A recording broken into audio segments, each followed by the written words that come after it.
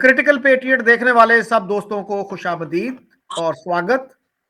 आज मेरे साथ ऑस्ट्रेलिया के दारुल हुकूमत कैनबरा से रीमा शर्मा शरीक गुफ्तगू हैं।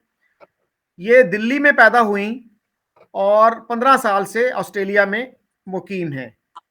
ये पेशे के एतबार से इंटीरियर डिज़ाइनर हैं। इन्होंने ऑस्ट्रेलिया में टीचिंग भी की, तो बाकी बातें इनसे खुद ही पूछते हैं। Reema ji, welcome to the show. Thank you sir, thank you. आपने दावत दी, बहुत अच्छा लग रहा है। Thank you so much. आपकी उर्दू बड़ी अच्छी है। और ये बताइएगा कि रीमा जो नाम है, हमारे यहाँ भी एक एक्ट्रेस हैं जिनका नाम रीमा है, तो what does that word mean?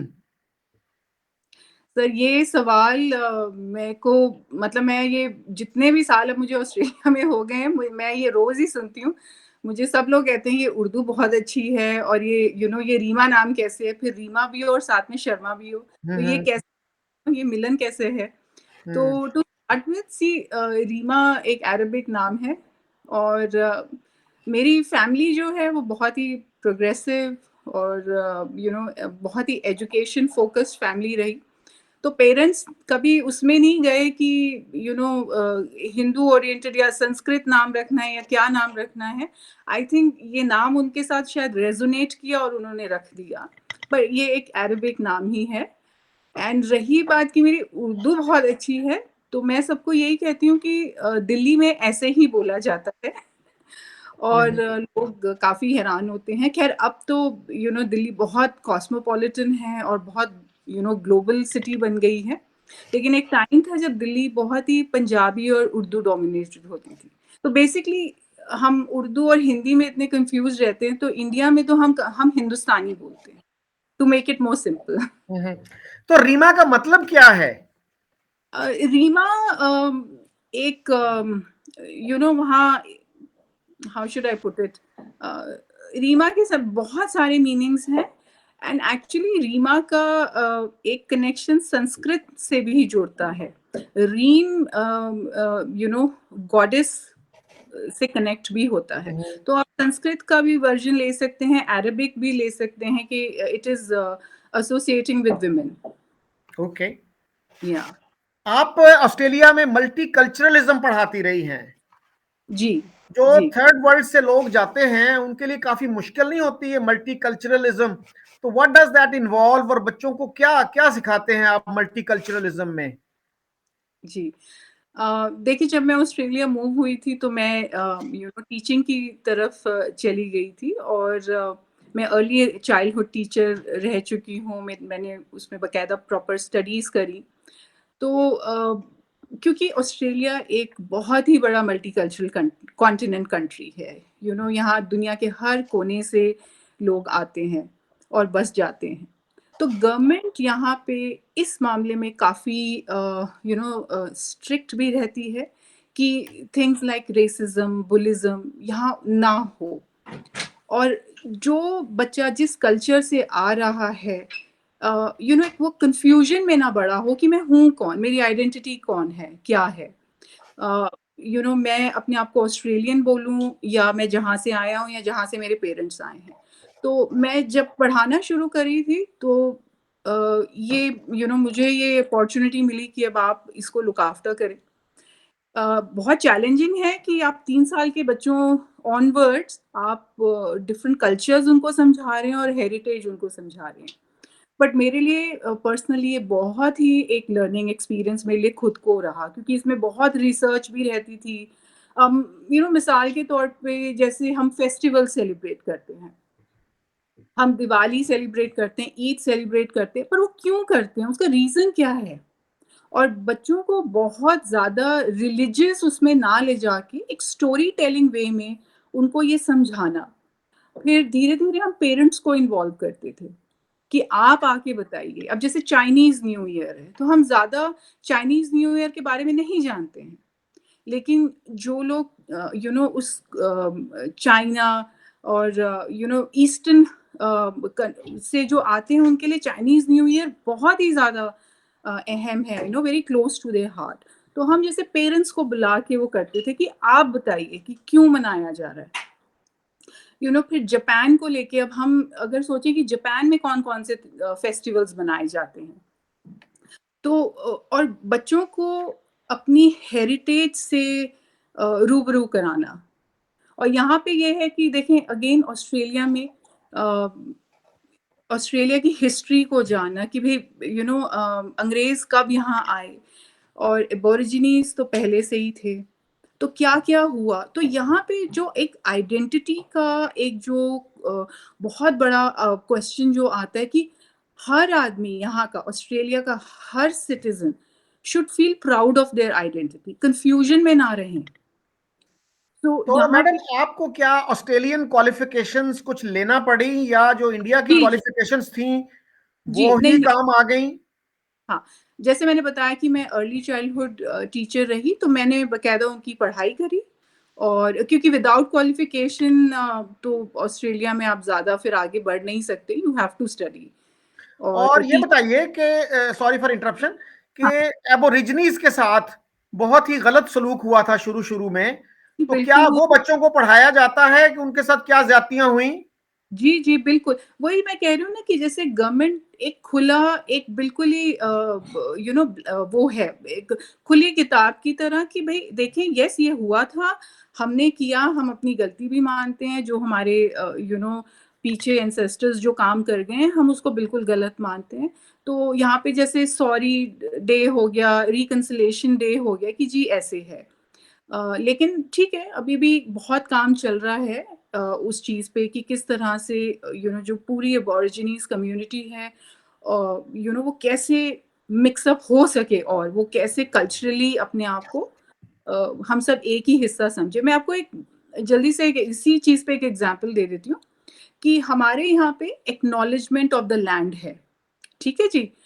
वो ऐसा है कि जैसे हर स्कूल में कोई भी बड़ी मीटिंग होती है, कुछ होती है, तो हम एक्नॉलेज करते हैं। एक्नॉलेजमेंट ऑफ द लैंड ये है कि जिस सरज़मीं पे अभी हम हैं, हम आप एबॉरिजिनीज़ को कि हम आपका बहुत-बहुत शुक्रिया अदा करते हैं कि आपने हमें मौका दिया यहाँ आने का और आप हमें मौका दे रहे हैं कि हम यहाँ रह सकें। तो ये एक्नॉलेजमेंट ऑफ द लैंड ये हर जगह आपको मिलेगा, किसी भी गवर्नमेंट डिपार्टमेंट में चले जाएँ, कुछ भी करें, तो हम वो पहले बोलते हैं। तो it's like paying your respects to your elders and the future generation and the past जो अब चले गए हैं।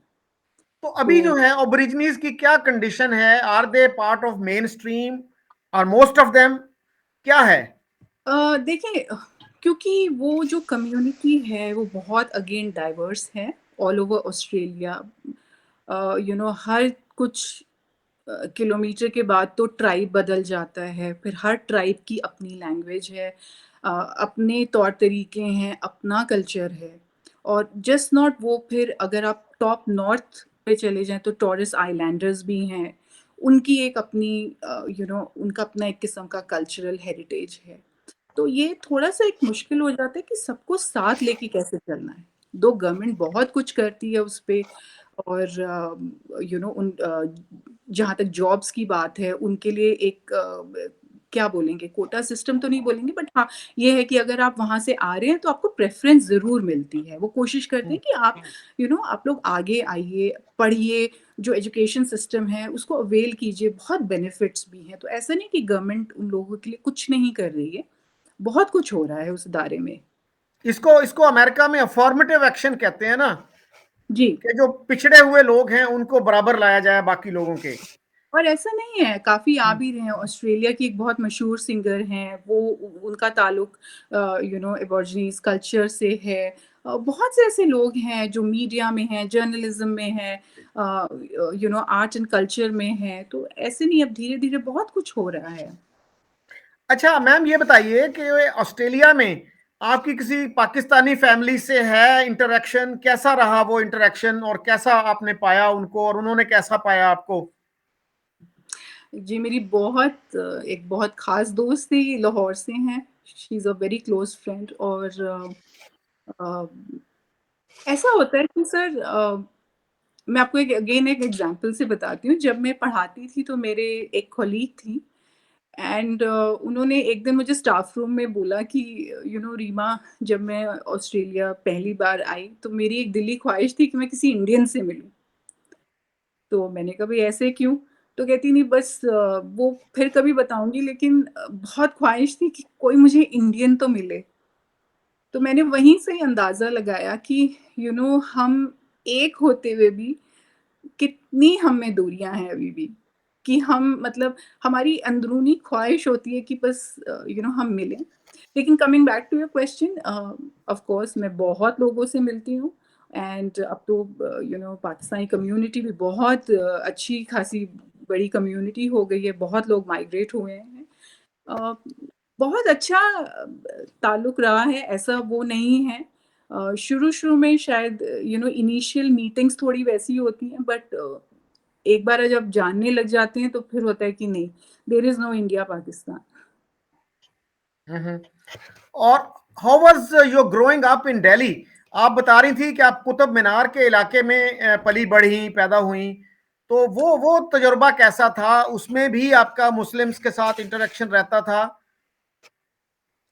देखिए, ऑफ कोर्स दिल्ली बहुत ही क्लोज है। आई मीन सैडली दिल्ली लेकिन आजकल गलत चीज़ों के लिए जानी जाती है, for being the most polluted and populated city. But आप जहाँ से आते हैं वो जगह आपकी हमेशा दिल के बहुत करीब रहती है। तो ग्रोइंग अप इन दिल्ली तो वाज वेरी ब्यूटीफुल। और बहुत अच्छी एजुकेशन, स्कूल से लेके यूनिवर्सिटी तक बहुत अच्छी एजुकेशन रही। एंड ये जो सवाल है कि मुस्लिम्स का कैसे, ऐसा नहीं था, because growing up in India ये नहीं था कि ये हिंदू है, ये मुस्लिम है, ये सिख फैमिली से है, ऐसा ऐसा नहीं था। इट वाज़ वो सब इकट्ठे, मतलब ये कभी ज़हन में भी नहीं आया कि हम ये लोग हैं। It was just growing up all together. अभी पीछे मुझे किसी ने एक सवाल किया था एंड आई टोल्ड देम कि देखें, सुबह 4:30 बजे एक यू नो अजान की भी आवाज आ रही है, और उसी टाइम साथ में मंदिर की घंटियां भी बज रही होती थी। तो it is very hard to say ये बहुत सैडली अब ये हम इतना डिवीजन करने लग गए हैं, बट ऐसे डिविजन्स था नहीं। जब तक आप नाम या लास्ट नेम ना जाने किसी का तो आप ऐसे पहचान नहीं सकते। एंड मेरी जो तबीयत एक बहुत ही अंग्रेजी माहौल में, जैसे मैंने पहले बताया कि मेरी फैमिली बहुत ही progressive and education focused family रही। एंड मेरी जो एजुकेशन है वो मैं तो एक कैथलिक स्कूल में पढ़ी हूँ। दिल्ली का बहुत ही माना हुआ स्कूल है। और आप मानेंगे कि जो बच्चों को पहला इंट्रोडक्शन टू स्पिरिचुअलिटी या क्या है होता है, वो ऑफ कोर्स अपने घर से होता है लेकिन मेरी पहली स्पिरिचुअल किताब वाज द होली बाइबल मेरे हाथ में। और उससे ये नहीं था कि मेरी फैमिली घबरा गई थी या इनसिक्योर हो गई थी कि पता नहीं अब ये बच्ची क्या बनेगी आगे जाके, because we had a very strong foundation. और लाइफ में बहुत आगे चल के तो मैं बुद्धिज्म की तरफ भी आ गई थी।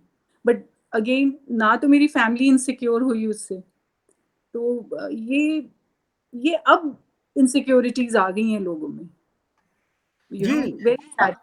मुझे कोई साहब बता रहे थे कि अजमल कसाब, मुंबई का जो था, one of hmm. The attackers, कि वो जब जेल में था तो उसको अजान की आवाज आती थी।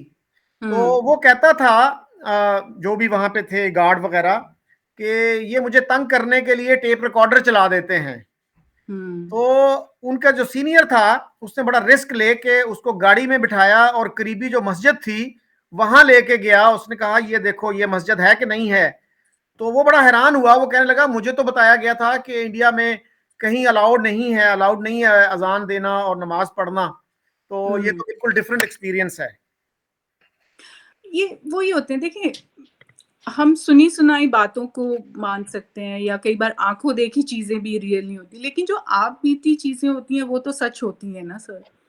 अब देखिए, क्योंकि मेरा ताल्लुक देखिए डिजाइन और आर्ट एंड कल्चर से रहा है। अब मेरे इवन इंडिया में भी सारे कारीगर हमारे जो थे वो सारे हमारे सो कॉल्ड मुसलमान भाई थे। आप यहाँ यहाँ भी ऑस्ट्रेलिया में भी आप किसी भी शॉप पे, किसी भी मॉल में चले जाएँ, कपड़े बड़े से बड़ा ब्रांड कपड़े खरीदते हैं, वहाँ लिखा होता है मेड इन बांग्लादेश। ठीक है?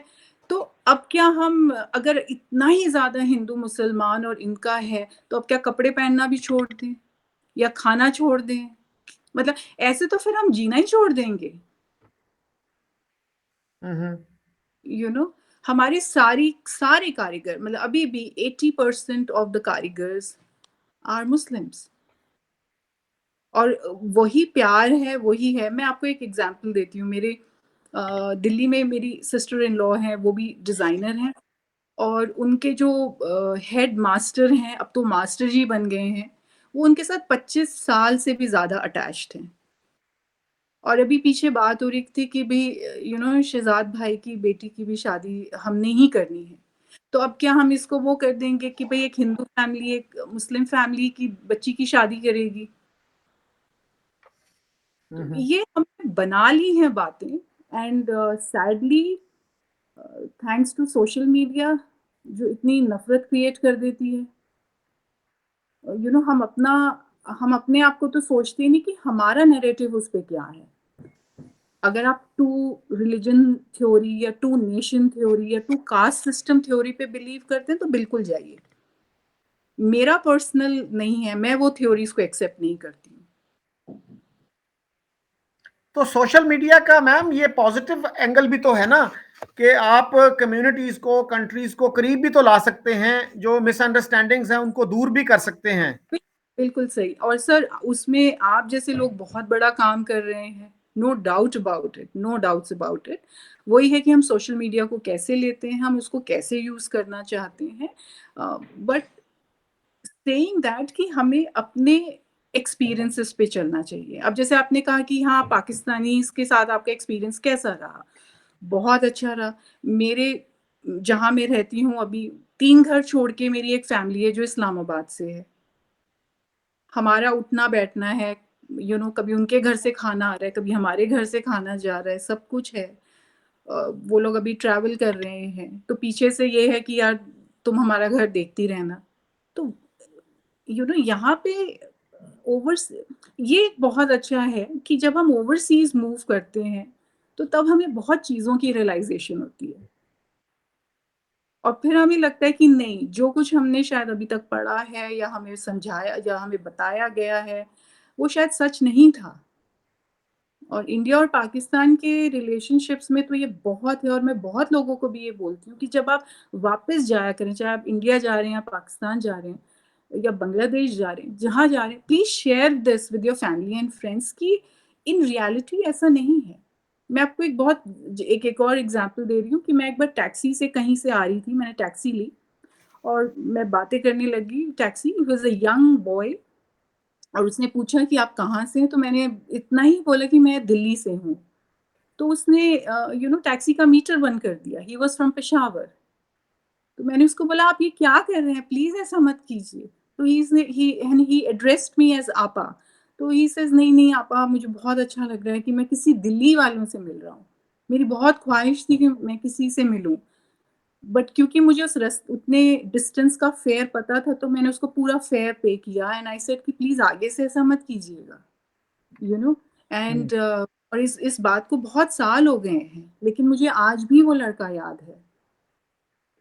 और दिल से दुआ ही निकलती है। क्या है मैं उसको नहीं जानती थी, वो मुझे नहीं जानता था बट जस्ट बिकॉज़ क्योंकि मैं दिल्ली से थी तो उसने अपना मीटर ही बंद कर दिया। जी, इस तरह के तो काफी सारे एग्जाम्पल्स हैं। इंडिया से जब लोग आते हैं, बहुत से दुकानदार हैं जो उनसे पैसे लेने से इनकार कर देते हैं। इसी तरह से जब पाकिस्तानी जाते हैं इंडिया, तो हुँ, उनको बहुत प्यार मिलता है। तो बाकी कुछ और मुझे बताइएगा कि मसलन आपने जो स्कूल में पढ़ा वहां पे, और पाकिस्तानी स्कूलों में तो जंगों का काफी जिक्र होता है, खासतौर पे 65 की वॉर का। तो जी। इंडियन स्कूलों में क्या क्या है, या आपके टेक्स्ट बुक्स में क्या है? क्योंकि हमारे यहाँ लोग जो है इसको इस तरह जस्टिफाई करते हैं कि अगर हमारी टेक्स्ट बुक्स में हेट है तो हुँ। इंडिया की टेक्स्ट बुक्स में भी है या होगी। तो उस इस आर्गुमेंट को आप कैसे एड्रेस करेंगी? नहीं, हमने अपने स्कूलों में नहीं पढ़ा, हिस्ट्री की किताबों में ऐसा कुछ नहीं पढ़ा। मैं अगेन आपको एक छोटा-सा एग्ज़ाम्पल देती हूँ। अब डॉक्टर इश्तियाक अहमद को सब लोग जानते हैं, सर को, जी। जी। बहुत बड़े स्कॉलर हैं वो। तो उन्होंने अभी एक एपिसोड किया था सर सैयद पे, जी। तो मैंने वो एपिसोड पूरा देख के मैंने उनको लिखा कि अ, थैंक गॉड सर कि हमने इतना नहीं पढ़ा था सर सैयद के बारे में। बस यहाँ तक पढ़ा था कि वो वो बहुत चाहते थे कि मुस्लिम कम्युनिटी उठे और पढ़े और साइंसदान बने। बस हमने यहाँ तक ही पढ़ा था ताकि उनकी इज़्ज़त भी रह गई एंड दैट्स इट।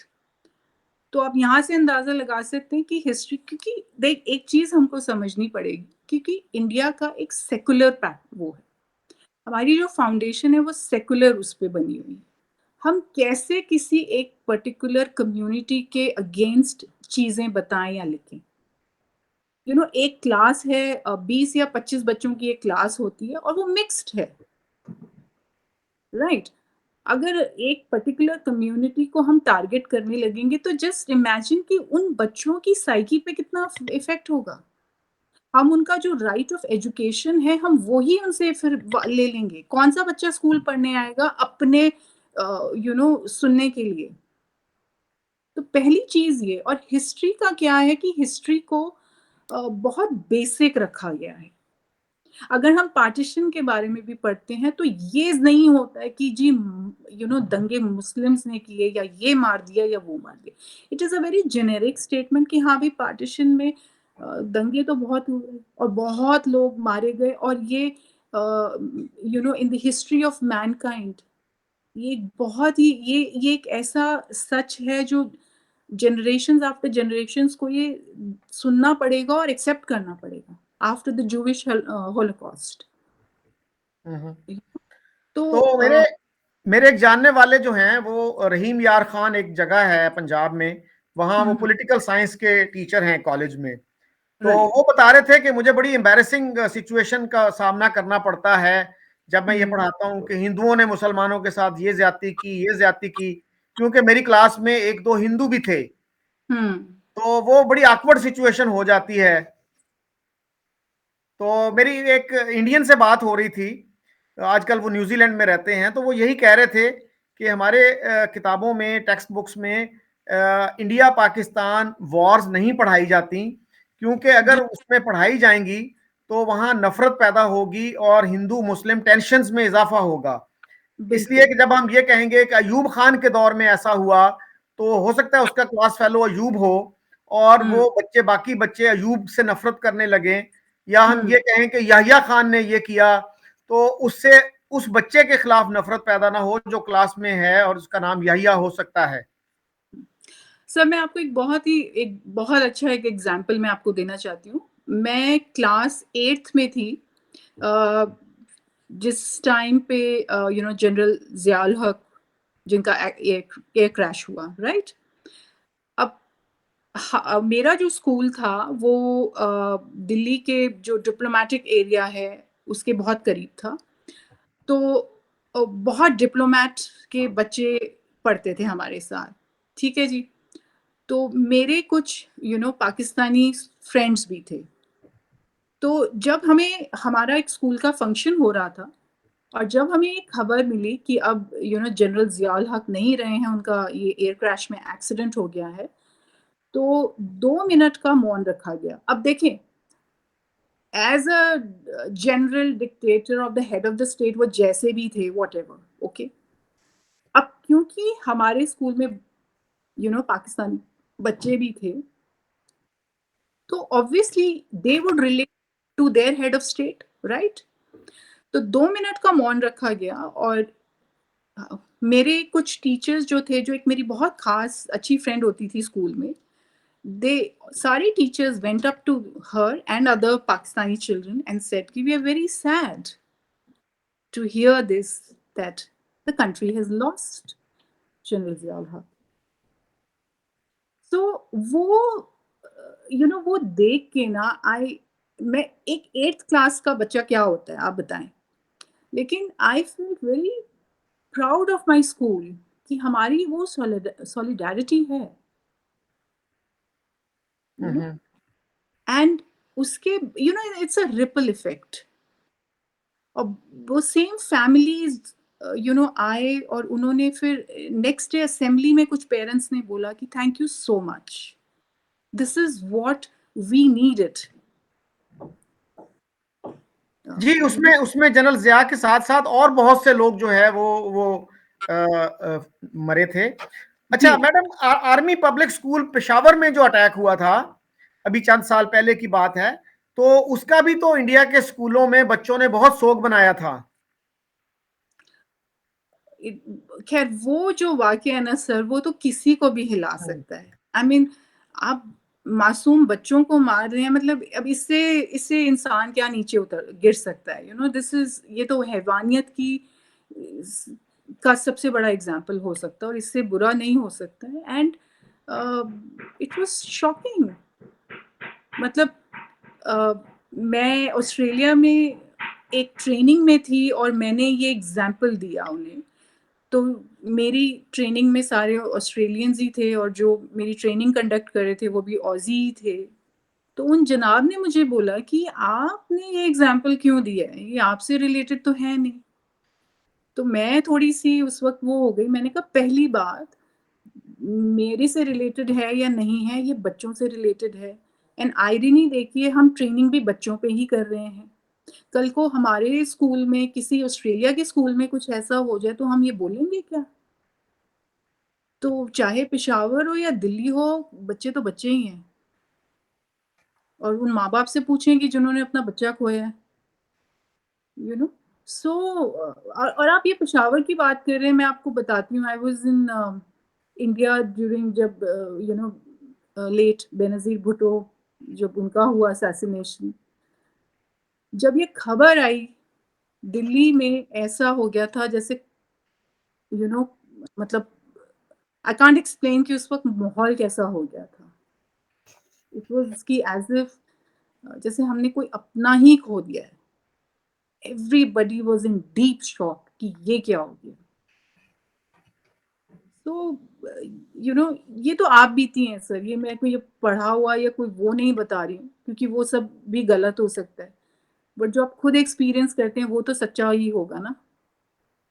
जी, इसी तरह गांधी जी का जब मर्डर हुआ तो हुँ, पाकिस्तान में स्टेट लेवल पे उसकी मोर्निंग की गई और एग्ज़ैक्टली। मुस्लिम लीग ने अपनी ब्रांचेस से कहा, ये फ्रीडम एट मिडनाइट में इसकी काफ़ी डिटेल मौजूद है कि मुस्लिम लीग ने अपनी जो मुख्तलिफ शहरों में ब्रांचेस थी उनको कहा कि आप गांधी जी की याद में कमेमोरेटिव मीटिंग्स करें।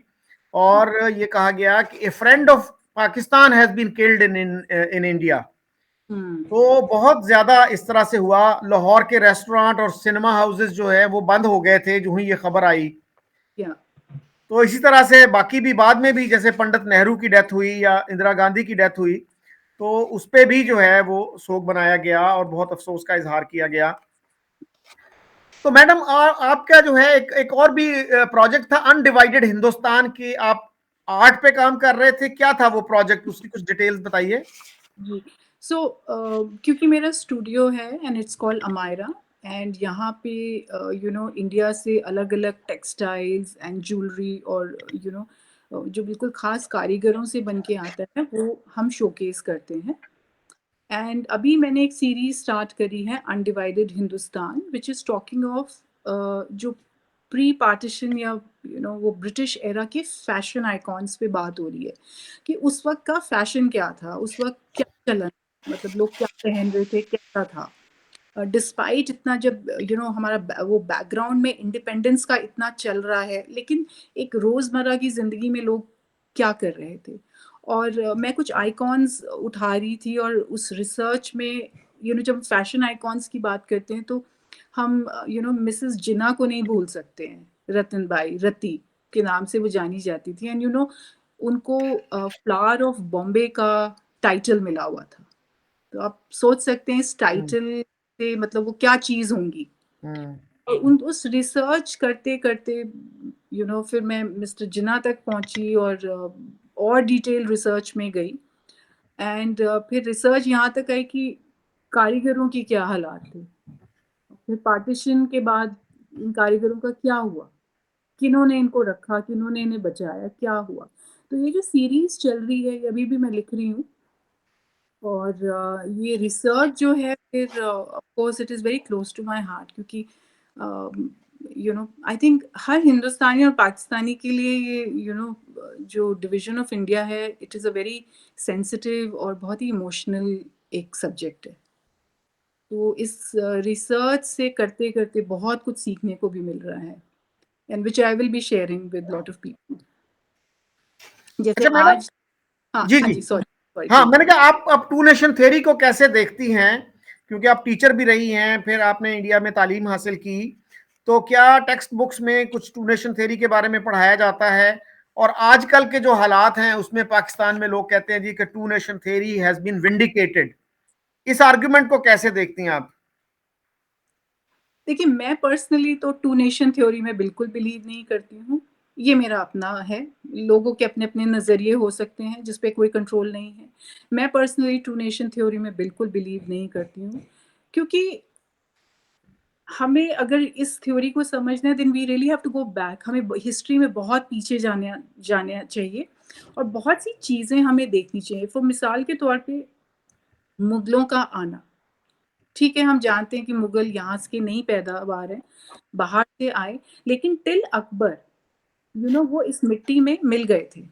Akbar was the only ruler जिसको लगा कि नहीं, दिस इज़ अब ये हमारी सरज़मी है ना, हमें करना है।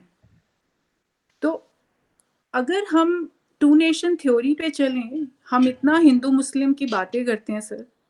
मैं आपको एग्ज़ाम्पल देना चाहती हूँ क्योंकि मैं डिज़ाइन स्टूडेंट, आर्किटेक्चर स्टूडेंट रह चुकी हूँ और history was very important part subject of our. तो आप देखें कि एक सेट था, जिन्होंने सारे मंदिर डिस्ट्रॉय करने पे लगे हुए थे, ठीक है? वो एक कौम की हस्ती मिटाना चाहते थे। On the other hand, after the partition जब इंडिपेंडेंस मिल गई एंड हो गया, तो पंडित नेहरू वाज़ कि भई एक आर्कियोलॉजिकल सर्वे ऑफ इंडिया को एस्टैब्लिश करेंगे, जो ऑलरेडी एस्टैब्लिश था अंग्रेज़ों के टाइम से, काम कर रहा था। एंड दे वर लाइक कि जितने मॉन्यूमेंट्स हैं, इनको हमें अब बचा के रखना है। राइट? अगर हिंदू मुस्लिम का इतना होता तो आज ताजमहल भी नहीं खड़ा होता सर। ताजमहल तो जिसे कहते हैं ना इंडिया की शान है, it's one of the 7 wonders, UNESCO की तरफ से उसको वो खिताब मिला हुआ है। और उस एक ताजमहल की वजह से इंडिया कितना टूरिज्म से कमा लेता है। तो अगर ये थ्योरी पे अगर हम रहते तो आज की डेट में हमारे कोई मॉन्यूमेंट्स नहीं होते। और दिल्ली में तो चलिए अब हुआ है, लेकिन जब से दिल्ली वो हुई तो ये हमारी तो सड़कों के नाम भी कोई अकबर रोड है, तो कोई शाहजहाँ रोड है। अब औरंगज़ेब रोड का नाम चेंज कर दिया था उन्होंने। तो ये क्या क्या दिखाता है? दिस शोज़ कि एक कम्युनिटी में एक एम्ब्रेसिंग पावर है। तो वो कहाँ से टू नेशन थ्योरी आ गई? एंड टू नेशन थ्योरी में बहुत बड़ा हाथ है इग्नोरेंस का and lack of knowledge of, अगर हम रिलीजन की ही बात करें तो। क्योंकि हमने रिलीजन को शायद समझा नहीं और ठीक से पढ़ा नहीं। जो लोग टू नेशन थ्योरी की बातें करते हैं, वो शायद हिंदुइज़्म को समझ भी नहीं पाए, वाइसा वर्सा, शायद आधे लोग इस्लाम को नहीं समझ पाए, यू नो अब मैं बाय चॉइस वेजिटेरियन हूँ, एक वेजिटेरियन वीगन हूँ। आप बेशक मीट खाते होंगे, लेकिन बट दैट डज़न्ट मीन कि हम दोस्त नहीं हो सकते। हम्म। क्या वो हमारी दोस्ती के आड़े आएगा? या आप मेरे घर नहीं आ सकते या मैं आपके घर आके आप बेशक आप चिकन बिरयानी खाएँ, मैं तो वेजिटेबल बिरयानी खा लूँगी। तो लोगों ने जैसे आपके शो पे एक जनाब आए थे, फॉरगेटिंग हिज़ नेम, बट उन्होंने एक बहुत एग्ज़ाम्पल दिया था अपने फादर का और उनके दोस्त का कि 30-35 साल तक उनकी दोस्ती चली, लेकिन फिर भी वो एक-दूसरे के घर का नहीं खाते थे। ठीक है, वो उस टाइम की बातें थी कि शायद इतनी अवेयरनेस और सेल्फ इंट्रोस्पेक्शन नहीं थी। लेकिन आज के टाइम में थिंग्स आर डिफरेंट। अब जैसे मैंने बताया कि मेरी बहुत ही ख़ास दोस्त हैं, वो लाहौर से हैं। मेरे नेबर्स जो हैं वो इस्लामाबाद से हैं। हमारे खाना एक्सचेंज होता रहता है, कभी हम उनके घर जा रहे हैं, कभी वो हमारे आ रहे हैं, और भी मेरे बहुत सारे दोस्त हैं, यू नो। तो अब क्या हम मिलना-जुलना बंद कर दें? तो ऐसे तो नहीं, तो I think this two nation theory is ठीक है, जो लोग मानते हैं प्लीज़ मानिए और see the results of it. Hmm. और ये आइडेंटिटी क्राइसिस भी है। आई थिंक पाकिस्तान में जो सबसे मेजर प्रॉब्लम है वो आइडेंटिटी क्राइसिस की है। इंडिया में एटलीस्ट उस क्राइसिस से हम मतलब हम we know who we are, हमें पता है कि हम देखिए हम मोहनजोदारो के लोग हैं, हम हड़प्पा इंडस वैली के लोग हैं। That is a civilisation. हम अरब की तरफ नहीं भाग रहे हैं, हम कहीं और नहीं भाग रहे हैं। चाहे इंडिया की पॉलिटिकली दोस्त आज कोई भी हो, अमेरिका हो, जो भी हो, हम उनकी तरफ नहीं भाग रहे हैं। We know who we are, you know. अच्छा मैम, ये बताइएगा कि जैसे आपने एक मिसाल दी थी इससे पहले जब हमारी बात हो रही थी कि अगर मुसलमानों के खिलाफ नफरत होती तो बॉलीवुड पे खान्स जो हैं वो रूल ना कर रहे होते। और आपने बताया था कि दूरदर्शन की पहली जो न्यूज कास्टर थी वो मुस्लिम थी और उनका नाम था सुल्ताना, सलमा सुल्ताना क्या था? जब शुरू में जब दूरदर्शन आया था इन तो हमारी न्यूज़ रीडर होती थी सलमा सुल्ताना। और कितने साल, मतलब she was a very well known news reader थी। और रही बात है मुस्लिम्स की कि उनको कोई अपॉर्च्युनिटीज़ नहीं मिली जाती हैं, कुछ नहीं होता है, तो सर आज बॉलीवुड पे शाहरुख खान और ये सारे खान्स कैसे आगे आए होते, या मोहम्मद रफ़ी साहब हमारे इतने बड़े सिंगर कैसे होते? We worship him. हम कहते हैं कि मोहम्मद रफ़ी जैसा कोई दूसरा नहीं हो सकता। अगर एक बार मोहम्मद रफ़ी हैं तो मेहदी हसन एंड गुलाम अली, और उतने ही प्यार से हम नुसरत फ़तेह अली साहब को भी प्यार करते हैं। उन यू नो आई मीन कितने एग्ज़ाम्पल्स हैं सर, कितने एग्ज़ाम्पल्स हैं, अगर ऐसी बात होती तो। एक बल्कि बड़े बड़े गुलाम अली जो प्रेज़िडेंट। थे, बड़े हाँ गुलाम जी। अली तो कसूर में पैदा हुए थे पाकिस्तानी हुँ, एरिया में, तो हुँ, वो तो इंडिया चले गए थे। हुँ। तो उसके बाद भी अभी मोर रिसेंटली एक पाकिस्तान के बड़े वेल नोन सिंगर थे, वो भी उन्होंने इंडियन सिटीजनशिप ले ली है। अदनान सामी या अदनान समी जी, बिल्कुल। हाँ, हाँ। और सर एक मैडम एक और बात मैं करना चाह रहा था कि हुँ, हुँ, इंडिया की जो पहली फीमेल सुप्रीम कोर्ट की फीमेल जज थी वो एक हुँ, मुसलमान थी, फातिमा बीबी नाम था उनका। या और वो 1989 में सुप्रीम कोर्ट की जज बनी।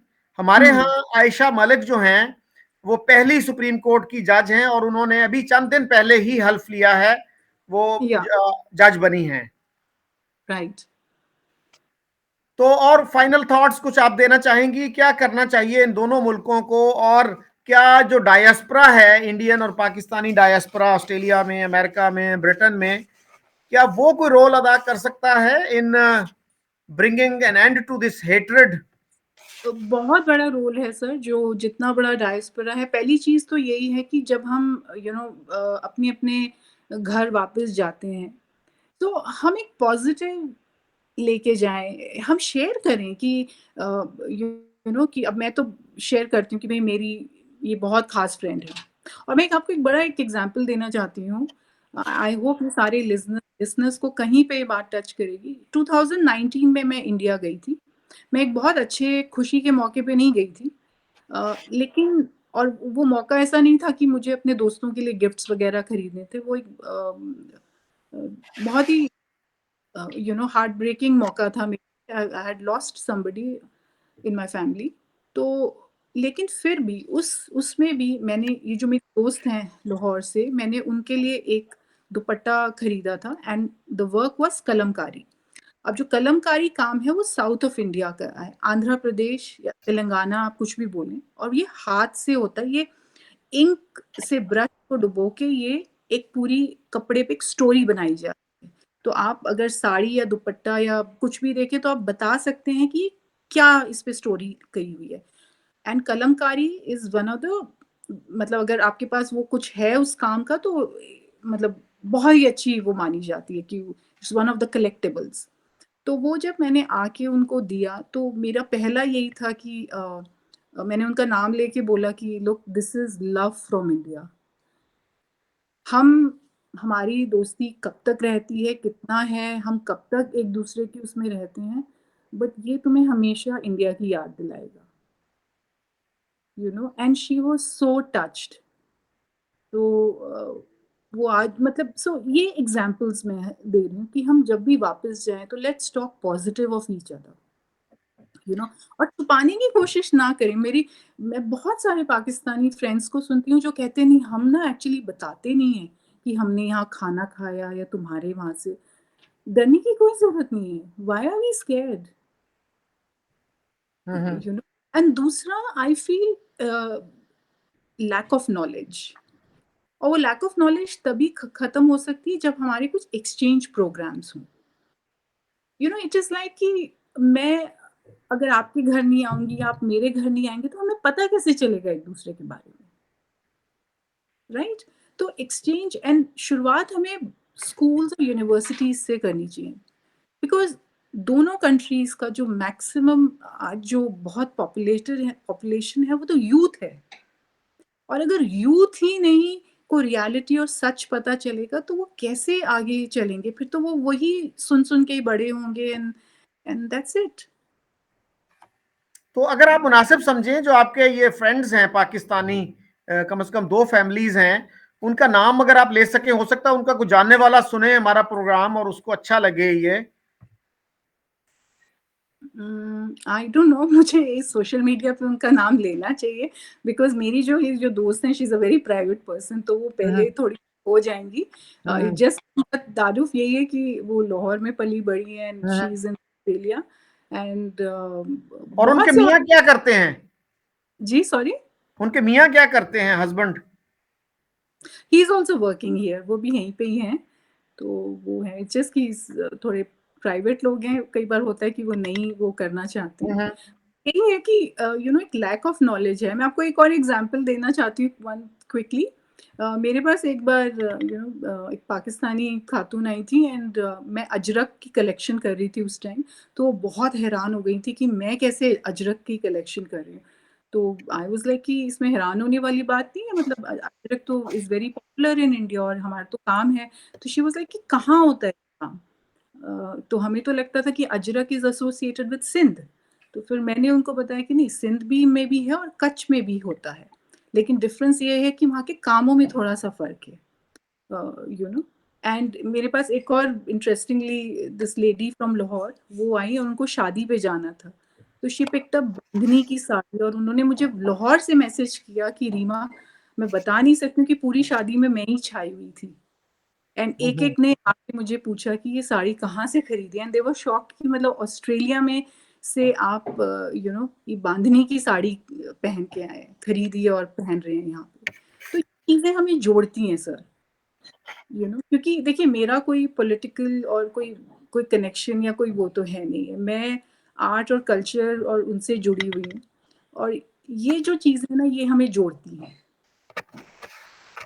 तो जी, इनका मैंने बड़ा जी, मैंने अपने पिछले एक प्रोग्राम में ये एग्ज़ाम्पल दी थी कि हुँ, पाकिस्तान के मुख्तलिफ हिस्सों से आप हुँ, लोग लें और एक 100 मेंबर एक डेलीगेशन बनाएँ, हुँ, और वो डेलीगेशन जो है एक-एक हफ्ता जो है वो पाकिस्तान के जो नेबरिंग कंट्रीज़ हैं, जैसे अफ़गानिस्तान है, ईरान है, चाइना है, इंडिया है, तो वो अगर जाएँ, एक-एक हफ्ता वहाँ गुज़ारें तो कहाँ किस शहर में वो ज़्यादा कंफर्टेबल होंगे और हुँ। कहाँ वो बगैर इंटरप्रेटर के, बगैर तर्जुमान के वो गुफ्तगू कर सकते हैं, जहाँ पे उनको खाने-पीने का कोई मसला नहीं होगा।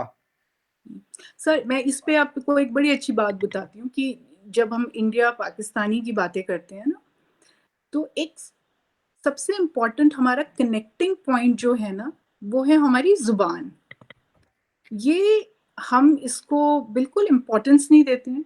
अब देखिए ना, हम ओवरसीज़ आए हैं, हम अपने घर-बार छोड़ के एक एक अनजान सी कंट्री में हम आ गए हैं, ठीक है? अगर मुझे वहाँ की ना तो ज़ुबान समझ आती हो, ना वहाँ का खाना-पीना समझ आता है, तो आप सोचें कि कितने मुश्किलात के दिन होंगे। लेकिन अगर आपको एक ऐसा बंदा मिल जाए जो आपकी ज़ुबान बोलता हो, जो आपको समझ सके और आपकी हम खाने पे भी कनेक्ट हो जाएँ, हम अपने कपड़ों पे भी कनेक्ट हो जाएँ, तो फिर वहाँ देखें कि दोस्ती का आलम क्या होगा। हमारे हमारे एक बहुत बड़े रिलीजियस स्कॉलर थे, डॉक्टर असरार अहमद। तो वो बताया करते थे कि मेरा भाई लंदन यूनिवर्सिटी में पीएचडी कर रहा था हुँ, फिलॉसफी में। तो मैं जब भी उसको मिलने जाता था तो हॉस्टल में बड़ा इंटरेस्टिंग सीन मैं देखता था कि पाकिस्तानी पंजाब के लोग उस टेबल पे बैठते थे जहां इंडियन पंजाब के लोग होते थे, जो स्टूडेंट्स थे। इसी हुँ, तरह से ईस्ट ईस्ट बंगाल के जो स्टूडेंट्स थे वो वेस्ट बंगाल के स्टूडेंट्स के साथ एक टेबल पे बैठ के खाना खाते थे। तो जी। ये है पावर जो है लैंग्वेज की। हुँ। मैं आपको बताती हूँ कि मैं जब पढ़ा रही थी तो एक यंग कपल आया ढाका से एंड अब उनको बहुत ये था कि बच्चा सिर्फ़ बंगाली और थोड़ी बहुत इंग्लिश जानता है लेकिन ही मतलब बंगाली ज़्यादा है। तो मैंने उस कपल को काफ़ी वो किया एंड आई सेड कि देखिए मेरे को बंगाली बहुत अच्छे से समझ आती है। तो उनके लिए बड़ा वो था कि अच्छा कैसे? तो मैंने कहा मेरे बहुत बंगला दोस्त हैं अभी भी और दिल्ली में मेरी तो उस हिसाब से मुझे I am very fluent in understanding Bengali. Of course बोलना मेरी इतनी फ्लुएंसी नहीं है, तो कोई बात नहीं है, बच्चा बंगला बोले मुझे समझ आ जाएगा। तो धीरे-धीरे और फिर देखिए वो एक फैमिली जो अभी माइग्रेट होके आई है, उसके साथ वो एक कनेक्टिंग वो था और इसी तरह बहुत सारे हमारी पाकिस्तानी फैमिलीज़ थी जो वो देखती थी कि कोई टीचर ऐसी मिल जाए जो जिसको हम वो कर सकें। तो ये इतना अच्छा एक कनेक्टिंग पॉइंट और मैं बताऊँ इतने सालों में मैंने कोई भी ऐसा वो नहीं देखा। In fact it has been more like कि जैसे ना फैमिलीज़ की आपस में बनती नहीं है लेकिन जो कज़िन्स हैं ना वो मिलना चाहते हैं। तो इट हैज़ उस वैसा ये वैसा एक इमोशन है एंड इट इज़ मतलब बहुत दिल से मिलते हैं। ठीक है, डिफरेंस ऑफ ओपिनियन ज़रूर रह सकते हैं। ऑब्वियसली वो ओवरनाइट तो जाते नहीं हैं, बट जितना मिलते हैं फिर पता चलता है कि हाँ, एक्चुअली में ये इतना ऐसा है नहीं जो हम पढ़ते थे, हम करते थे। स्पेशली मैंने देखा है कि अनफॉर्च्युनेटली हिंदू कम्युनिटी के आई डोंट नो क्या-क्या वहाँ पढ़ाते हैं ना, तो हमारे लिए तो it becomes a topic of laughter कि अच्छा तुम ये पढ़ते थे, अच्छा रियली तो what do you think then? तो वो कई बार मैंने देखा है काफ़ी लोग एम्बैरेस भी हो जाते हैं, तो we don't want to embarrass नहीं करना है बट थोड़ा-सा एक वो लगता है कि रियली मतलब ये सब पढ़ाया जा रहा है तो आई फील नहीं ओवरसीज़ इज़ अ वेरी एक ऐसी जगह है जहाँ आके अ, हमारे डिफरेंसेस एक्चुअली में खत्म होते हैं। तो वो जी, एक है बिल्कुल। टू टेक देखिए, दैट जहाँ तक डिफरेंस ऑफ ओपिनियन की बात है, तो वो तो एक फैमिली में भी हो सकते हैं, एक मोहल्ले में रहने वाले लोगों के भी हो सकते हैं। तो लेकिन बात ये है कि आपको ये कोशिश करनी चाहिए कि आपकी जो इन्फॉर्मेशन है वो फैक्चुअली करेक्ट हो। और राइट एजुकेशन सिस्टम जो है हमारा, उसमें दोनों मुल्कों को ये जरूरत है कि वो क्रिटिकल थिंकिंग स्किल्स जो हैं उस पर भी जोर दें कि आप जो है खुद एक अच्छी तरह से इन्वेस्टिगेट कर सकें और सही जो है नताइज पर पहुंच सकें, और हाँ, जिसमें क्रिटिकल प्रेजुडिस ना हो, जिसमें नफरत ना हो। Exactly sir. ये जो क्रिटिकल थिंकिंग का जो आप पॉइंट कह रहे हैं ना, ये मेरे एक्सपीरियंसेस से जो है, वो मुझे लगता है दैट इज़ ये डेमोक्रेसी की देन है। अब मैं एक जमहूरियत में पैदा हुई, पली-बड़ी, तो मैंने तो डेमोक्रेसी ही देखी है। अभी 2 साल पहले जब भी 15 अगस्त, 14 अगस्त आता है ना, तो उस आई थिंक 2 इयर्स बैक मैंने एक पोस्ट नहीं डाली। तो मेरी एक कस्टमर ने मुझे कॉल करके बोला कि, "क्या बात है, आज अमायरा की तरफ से कोई 15 अगस्त पे कोई पोस्ट ही नहीं आई है।" तो I thought over it and I said, "हाँ, आज मैंने वैसे पोस्ट क्यों नहीं डाली है?" तो मैंने फिर बाद में एक पोस्ट लिखी कि मैं इस इंडिपेंडेंस का क्या मतलब समझती हूँ। अब तो मैं ओवरसीज़ हूँ and now I am an Indian Australian. तो क्या फिर भी मेरे लिए इंडिया की इंडिपेंडेंस वही मायने रखती है जो पहले रखती थी? और फिर क्योंकि मेरे बहुत अच्छे दोस्त जो हैं, एक जो ग्रुप है जो पाकिस्तान से है और जो कई बार वो मिलिट्री रूल्स के बारे में भी बातें करते हैं कि भई ज़िया-उल हक का टाइम ऐसा था, परवेज़ मुशर्रफ का दौर ऐसा था, ये ऐसा था। तो आई फेल्ट एंड मैंने ये लिखा कि क्योंकि मैं डेमोक्रेसी ही मैंने अपने आस-पास देखी है, तो मुझे तो पता ही नहीं है कि मिलिट्री रूल होता क्या है? तो I can feel, I not feel, but मैं नहीं समझ पाऊँगी कि जो मिलिट्री रूल से लोग आते हैं वो उनका माइंडसेट क्या होता है। तो ये जो क्रिटिकल थिंकिंग है, I think it has to do lot with democracy, कि एक वो आपके पास फ्रीडम है टू थिंक, फ्रीडम है to say what you want to say, अब for example Mahatma Gandhi, you know he is the Mahatma Gandhi for the world, right? But democracy आपको ये कहती है कि नहीं, मे बी मैं मिस्टर गांधी के साथ नहीं, मैं इत्तेफाक रखती, कोई वो प्रेशर नहीं है, कोई आपको वो कोई यू नो आपको मार नहीं देगा, बट दैट्स योर चॉइस। आपका आपका वो हक है कि आप किसको अपना हीरो चुने। मैं भगत सिंह को अपना हीरो मानूं, या मैं लाल बहादुर शास्त्री जी को अपना हीरो मानूं, या पंडित नेहरू को हीरो मानूं, दैट्स माय चॉइस। सो ये डेमोक्रेसी की देन है एक्चुअली। जी ma'am, thank you very much. आपने बहुत थॉट प्रोवोकिंग बातें की और उम्मीद करनी चाहिए कि दोनों मैं मुल्कों में लास्ट जो है बस मैं मेरे को ना ये बातों करते टाइम एक फैज साहब का एक उन्होंने एक बहुत अच्छी लाइनें जो लिखी थी ना, कि ये फॉर इंडिया पाकिस्तान, कि भाई हम के ठहरे अजनबी इतनी मदरातों के बाद, यू नो फिर बनेंगे मदारातों के बाद। जी। कितनी मुलाकातों के बाद। तो हम्म, मुझे वही लगता है कि अब तो 75 साल होने को आ गए हैं, तो और हम्म, कितनी मीटिंग्स चाहिए कि जिसमें हम दोस्त फिर से बन सकें, या हमारे लिए कि ये ख्वाब ही रह जाएगा। हम्म। बट मैं जितने भी ओवरसीज लोग रहते हैं, respective India, Pakistan, Bangladesh, do take back the positive messages back to your home. Hmm. तो ये शायद जो लोगों ये जो फैज का शेर था ना जी, ये हम्म, गालबन उन्होंने ईस्ट पाकिस्तान और बांग्लादेश के रेफरेंस में कहा था, but it is applicable to India Pakistan also. या नहीं, मैं तो जब भी इस शेर को हम्म, पढ़ती हूँ ना, मुझे बहुत लगता है कि हम के ठहरे अजनबी, इतनी मदरातों के बाद, which is hmm, very true. अब हम फ्रेंडशिप की बातें करते हम्म, रहते हैं, हाँ, हमें अपना फंड, जो हमारी फाउंडेशन है, उसको ठीक करना है। एक तरफ तो इट इज लाइक हमने तय कर लिया कि मिस्टर चौधरी एंड रीमा तो अलग अलग लोग हैं, वो तो दोस्त बन ही नहीं सकते हैं। हम्म।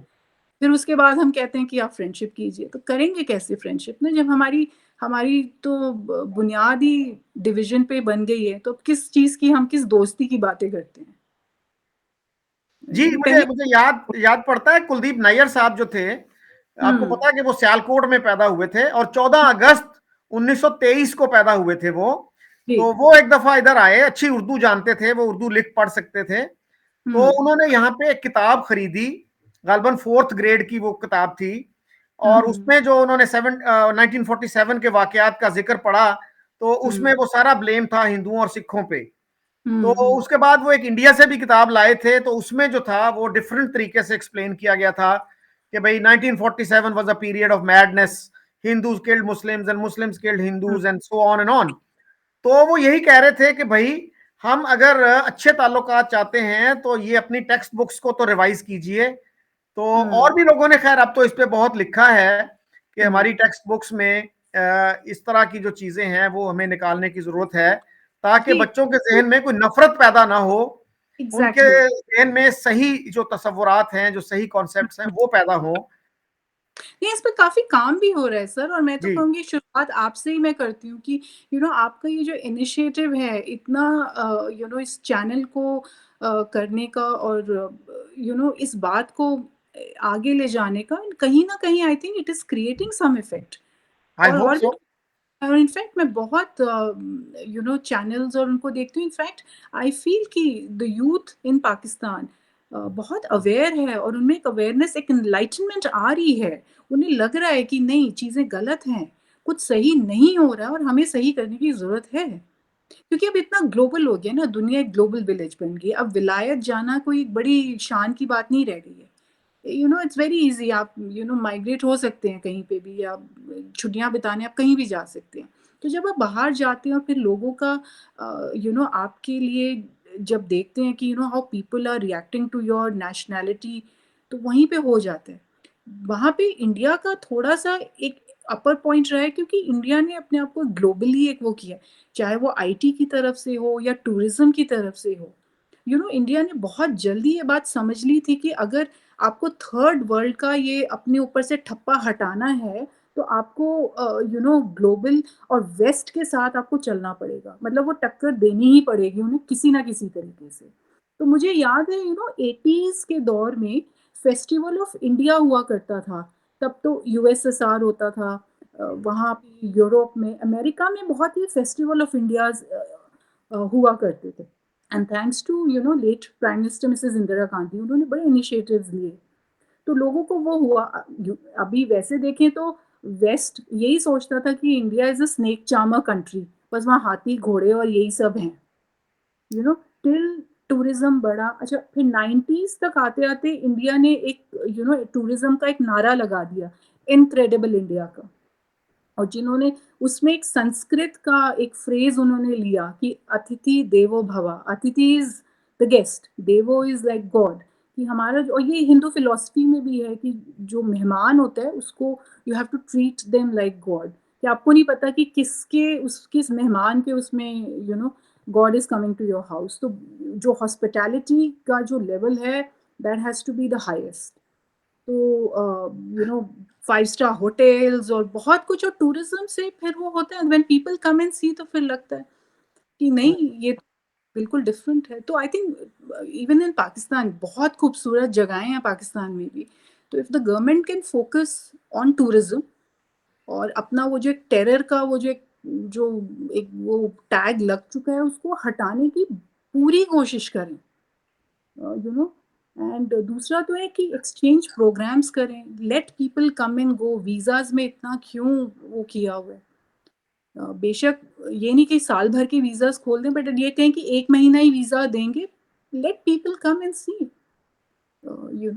तो ये बहुत कुछ हो सकता है, होने को तो बहुत कुछ है, बट जी यस। बिल्कुल बिल्कुल, आपने सही कहा कि टूरिज्म में भी इंडिया ने बहुत तरक्की की है। और मैंने थोड़ी सी रिसर्च की एक दफा, तो पता ये चला कि सिर्फ एक शहर इंडिया का जो मुंबई है, उसमें पूरे पाकिस्तान से ज्यादा 5 स्टार होटल्स हैं। तो ये बड़ी एक अहम बात है। हाँ, आप दिल्ली, आप भी आई एम श्योर दिल्ली काफी घूमे हुए हम्म, हैं। आपको पता है दिल्ली निकल जाए आपको होटल्स ही होटल्स नजर आएंगे, अच्छे से अच्छे। अब तो 7 स्टार होटल्स तक बनने लग गए हैं, उनकी रेटिंग वर्ल्ड क्लास होने लग गई है। राजविलास जो हैं ओबरॉय होटल्स का, वो तो टॉप के होटल, वर्ल्ड के टॉप होटल्स में से उसको उसकी रेटिंग होती है। तो ऐसा नहीं है कि काम नहीं किया। अब तो स्पोर्ट्स पे इतना फोकस करने लग गया इंडिया की, नहीं, जब तक स्पोर्ट्स में भी हम आगे नहीं आएंगे तो अभी तक हमने वी हैवंट अचीव्ड एनीथिंग। फिर अपना आर्ट एंड कल्चर और फिल्म्स के थ्रू तो अब तो है ही कि अब तो हॉलीवुड को टक्कर दी जा रही है, and different cinemas of the different countries उस लेवल पे हम बातें कर रहे हैं। और मैं आपको बताऊंगी, जब मैं दिल्ली में थी तो I used to work for a art gallery which is called Delhi art gallery, जो इंडिया की नंबर 1 फाइनेस्ट आर्ट गैलरीज में से है, जिनका उनका partnership with Sotheby's and Christie's जैसे ऑक्शन हाउसेस के साथ है। तो we used to showcase Pakistani artist also, और बहुत दिल से, इनफैक्ट, क्योंकि देखिए पाकिस्तान और इंडिया का ना एक इमोशनल वो है। तो मुझे याद है कि जब पाकिस्तानी आर्टिस्ट का शो हुआ करता था तो एक्स्ट्रा काम किया जाता था, बजाय और जो थोड़े वेस्टर्न आर्टिस्ट थे उनसे थोड़ा सा ज्यादा काम उनके लिए किया जाता था, and it was just out of share love कि भाई ये पाकिस्तान से आए एंड देयर इनका शो अगर 100% नहीं हुआ ना तो वी हैव नॉट अचीव्ड। तो फिर अब ये क्या मतलब, ये टू नेशन थ्योरी को तो निगेट ही करता है ना। हम्म। मैं तो ये सबसे बड़ा है कि दिल्ली में कितने मॉन्यूमेंट्स हैं, तो अगर हम टू नेशन पे जाते या पार्टीशन आफ्टर इंडिपेंडेंस भी, तो वो सब खत्म हो चुके होते। और आगे सही। चल के ऐसे डिजाइन स्टूडेंट्स वहां बैठ के कुतुब मीनार की स्केचिंग या हुमायूं टॉम पे जाके स्केचिंग ना कर रहे होते, या लोधी गार्डन्स में ना हम बैठे होते, या ताजमहल की लंबी लाइनों में ना लगे होते। आज की डेट में the government spends how much money कि बस ताजमहल बरकरार रहे,